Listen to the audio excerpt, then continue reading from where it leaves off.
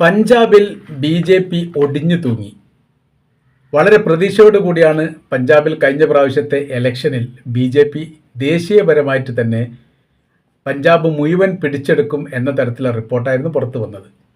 തങ്ങളുടെ രാഷ്ട്രീയത്തിൻ്റെ ഏറ്റവും പ്രധാനപ്പെട്ട ഒരു സംസ്ഥാനം അല്ല ഒരു മേഖലയാക്കി മാറ്റുമെന്നും വരാൻ പോകുന്ന തിരഞ്ഞെടുപ്പിൻ്റെ സെമി ഫൈനലാണ് എന്നതിനാൽ ഈ സംസ്ഥാനം പൂർണ്ണമായി കീഴടക്കാൻ തങ്ങൾക്ക് സാധിക്കും എന്നുള്ളതായിരുന്നു സംസ്ഥാന BJP നേതാക്കളും ദേശീയ BJP നേതാക്കളൊക്കെ പുറപ്പെടുവിച്ചിരിക്കുന്ന പ്രസ്താവനയിൽ പറഞ്ഞത്.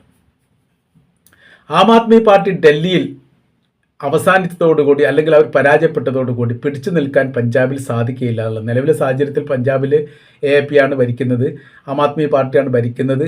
ഇനിയൊരു അവസരം അവർക്ക് കിട്ടില്ല എന്നുള്ളതും പഞ്ചാബിൻ്റെ അതേ അവസ്ഥ തന്നെയാണ് ഉണ്ടാവുക, BJP ആണ് അവിടെ അധികാരത്തിലേറുക എന്നൊക്കെ പറഞ്ഞിരുന്നു.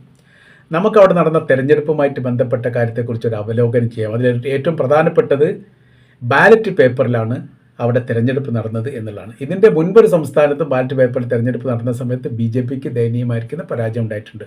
അതോടനുബന്ധിച്ച് ഇപ്പോൾ പുതിയ പ്രസ്താവന വന്നിരിക്കുന്നത് ഇനി വരാൻ പോകുന്ന സംസ്ഥാന തിരഞ്ഞെടുപ്പിൽ പ്രാദേശിക തിരഞ്ഞെടുപ്പിലെല്ലാം ബാലറ്റിൽ തിരഞ്ഞെടുപ്പ് നടത്തണം എന്നുള്ളതാണ്.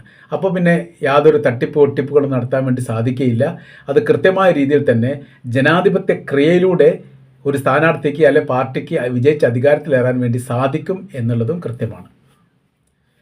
അപ്പോൾ 1142 സ്ഥാനാർത്ഥികൾക്കെങ്കിലും കെട്ടിവെച്ച കാശുകൾ നഷ്ടപ്പെടും എന്നുള്ളതാണ് BJPയെ കുറിച്ചാണ് പറയുന്നത്. 1200ഓളം സ്ഥാനാർത്ഥികൾ